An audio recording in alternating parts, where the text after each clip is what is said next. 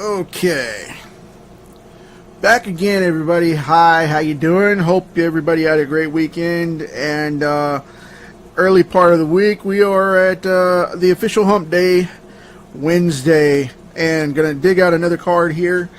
So this one, unless you don't know or recognize him from my style's rendition here, this is gonna be Beast from the X-Men. So I'm going to dig right in here.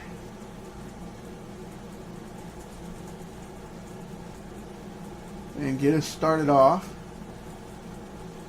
with some spectacles. So, that's it. Good night. Thank you very much. So, no, the card's not upside down. No, the card is not upside down.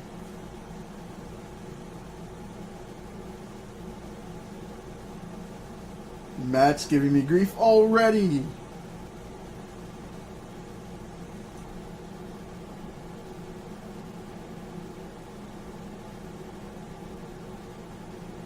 Got good old Hank McCoy here.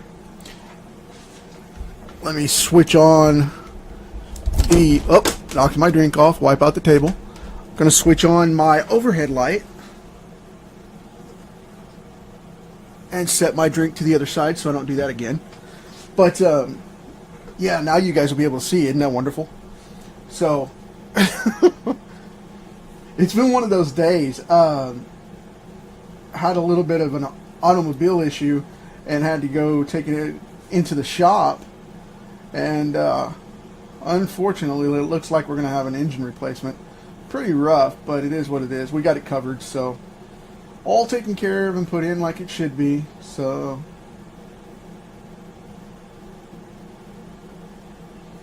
it threw a piston rod, unfortunately. But we got a good run out of it. It's been a great car. So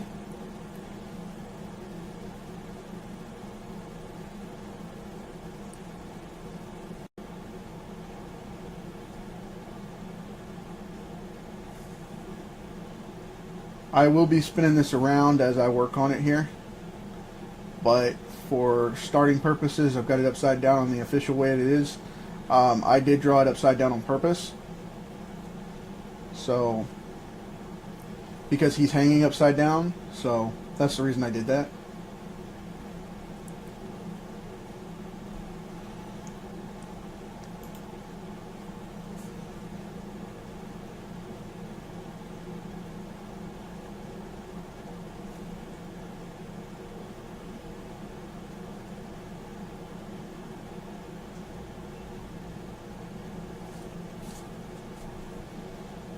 And I'm putting in the 90s style two dark slashes here that Jim Lee and Will Spartasio were known for putting in. I think Mark Silvestri did this for a while as well. I'm not sure who started this style, but it's these two black wisps that he has, and it's almost a Wolverine hairstyle if you didn't have the animalistic face or the simian style face or the blue fur everywhere. It would be actually hard to tell from a black and white drawing if it was Wolverine there for a second or two. And I mean, you would get enough of a rendering to know that it was Beast, but still, for a second you could hesitate. Back in the 90s, a lot of people drew them the exact same way, and it was really hard to tell. I mean, even Jim Lee was drawing him pretty quick with his speedline style back then, and it was just horrible the way some of them would come off. I mean, not to knock them by any means, because they were great, but I mean, a lot of fans will tell you they complained about that kind of thing because of that problem. But it is what it is. I mean, it's a style thing, and it stuck, and the editors let it go through, and that's what we've got. So I like it all right. So I don't pick on it too bad.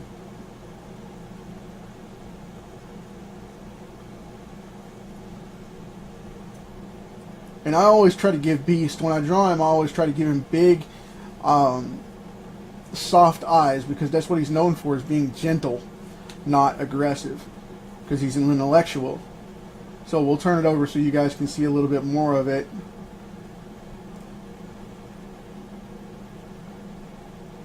And go from there. But I gave him this funky mustache that I always thought he should have, since he has all that fur going on. And I thought it would be thicker, because history has shown that primitive humans had heavier facial hair in prime spots, and not necessarily up between the lip, but right here in this ridge and right in the goatee area, right in the front. So I always thought that would be a neat twist to him. And since this is my card and my incarnation, I'm playing around with it, having a good time. So hope you guys dig it.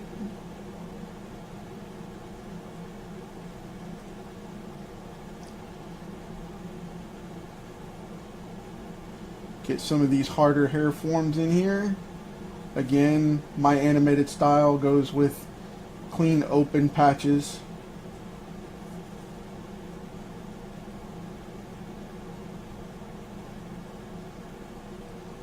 I like to segment it to make it look thicker.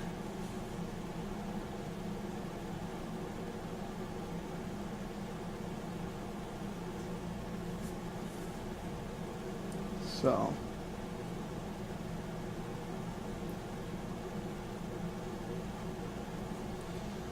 and I wanted to make it look like a primitive man, or more of an ape, like the classic style. I don't want it to look cat-like or feral like they did with the ultimate version, where he had the lion nose, which was a little strange to me. And I mean, it was a literal blocked out lion nose. Which again, like I said, I'm not knocking anybody for their style choices or editorial choices. It's just a preference for me. I like him to look more ape-like or simian rather than out of control and lion-like.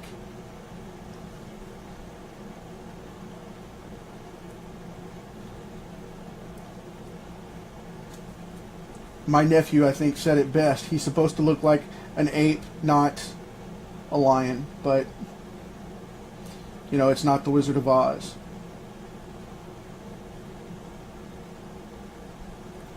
So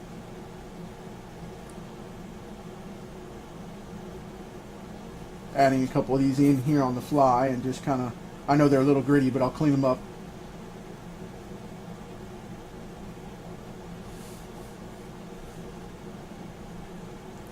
Get in these pages here.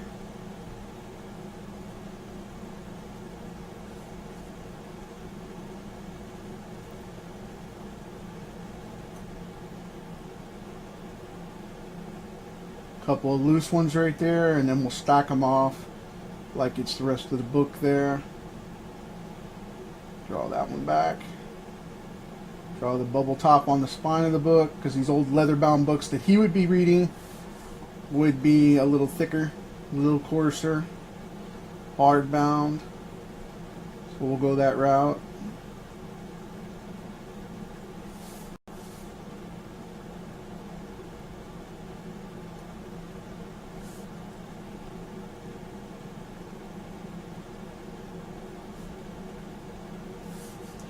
Okay, got that started pretty good.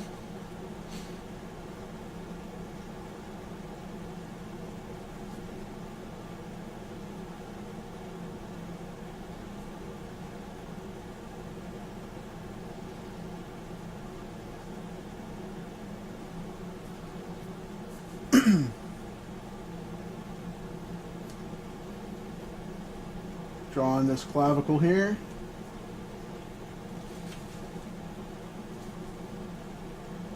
So, this happens to be one of my favorite characters, not the favorite. I was asked right before I went on as to what my favorite character would be. And, you know, if I had a favorite, it would probably be Nightcrawler. And that's just my honest opinion. But, And I'm going to break this inside line up for the fur, because he has a smooth, fuzzy fur, according to what his bio says in Marvel. So I'm going to put in the fur on the front line here and not up here all wispy and ridged.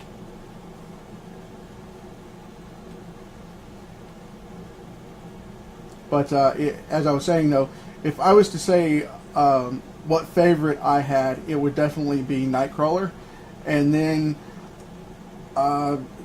different from the fans' view, I happen to like Morph and Beast better than Wolverine and Colossus, you know, and some of the other standard characters that everybody likes to use.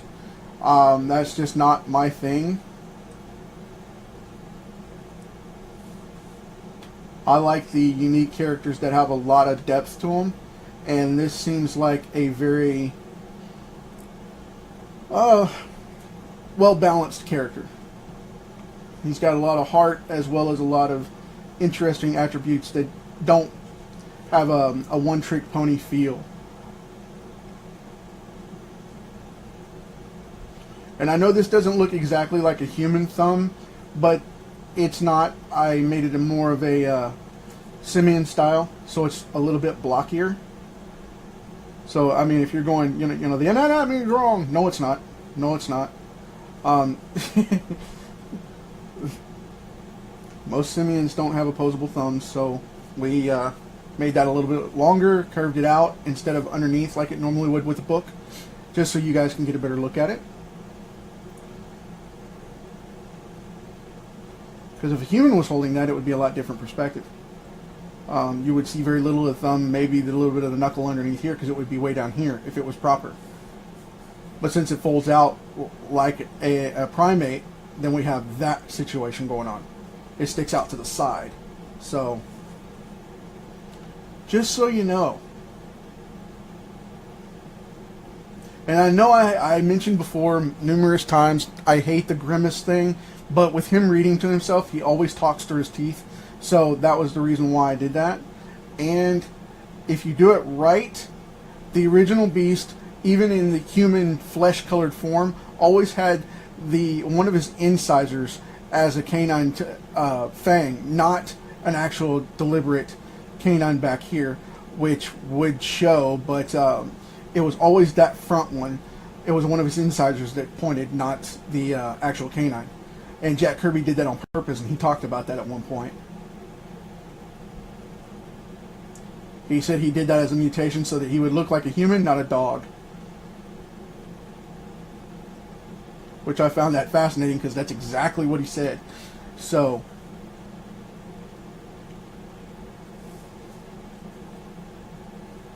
now on his chest, I like to leave a few marks here and there to show a little bit of the fur, but I don't want it to look like grass. So you got to be sparing with this and kind of make sure that it looks, you know, fur-esque. So we won't do too much of that, because like I said, I don't want him to look like he's got a lawn growing on him, cliche or otherwise. So blocking out those big old knuckles, which you would not see there just yet, but from the angle of his hand coming down this way, you would, because that's all there. This knuckle looks kind of knobby because it's the primary knuckle that he walks on, which is the first joint of his finger that comes back here. So that's the reason for that. Just explaining a little bit of the thinking behind it. So, like I said, I hope you guys dig it. Putting on the shut-off valve here. Putting in the tube as straight as the card will let me. Putting out the other spiral there. Now I'll put in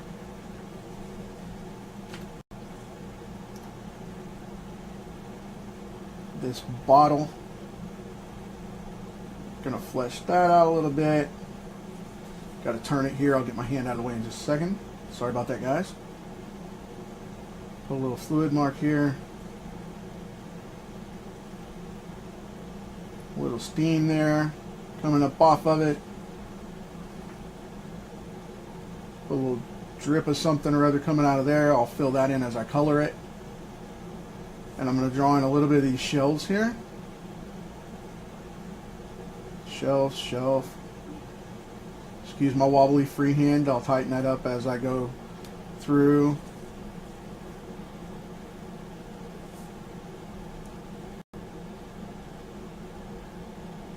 Another shelf right there with some books back there. Put another dark spot for the underside. So go ahead and fill that in. And fill this one in here. Right there. So that pops off. I'll clean that up. So we have another shelf here. And we'll put in another drop shadow for the underside of the shelf. And draw in a couple more books here. And this wobbly line right here is going to be a little bit higher off because it's going to be the refraction of that table through the bottom. And that's a book warped right there. And we'll come down and draw out the rest of this shelving unit so you guys can see it. Put another bottle or tube up here. I'm going to shape out another bracket. Put a little more fluid across here so it looks like it has a little something in it. Shape out the top of that bracket there. Now we'll go over here and we'll drop in a chair in the background for like his office chair or his desk chair. And so it's one of these fancy rollaway jobs. We'll put in a little bit of lining for the plate on the back of the seat. And then we'll put in the block side for the armrest to come out. And then we'll draw the back of that armrest.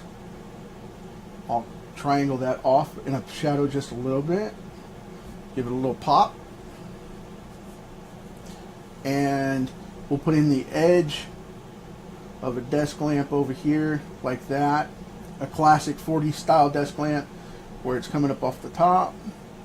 And you guys will be able to see what that is because I'll put in some file folders and some books and things like that up on his desk, standing off to the side.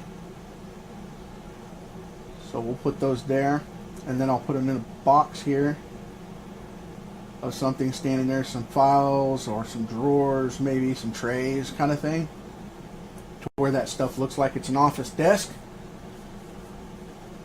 And then back here we'll put in something else. I'll put in a side cabinet drawer or something like that, running back off this way like a roller cart kind of thing, which artists and scientists both have those all over the place. I have 3 of them here in the office. I drive everybody crazy with them. So we'll put that there, and then we'll go over here and we'll drop in a little bit of a frame for something on the wall or a light switch maybe. I don't know what it'd be, but we'll flip him back over so I don't mess up his pupils.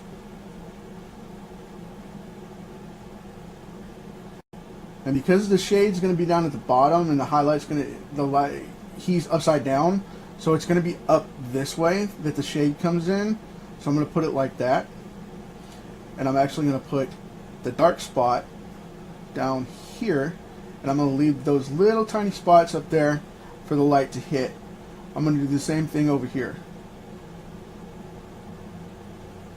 Because he's upside down, it's going to pull on his eyes a little bit, whether you think it is or not, because gravity's going to pull him open and make him look wide and surprised. That's the way he's going to look.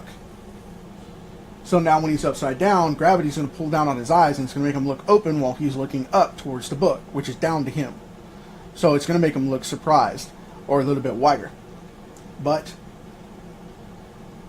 there we have the beast.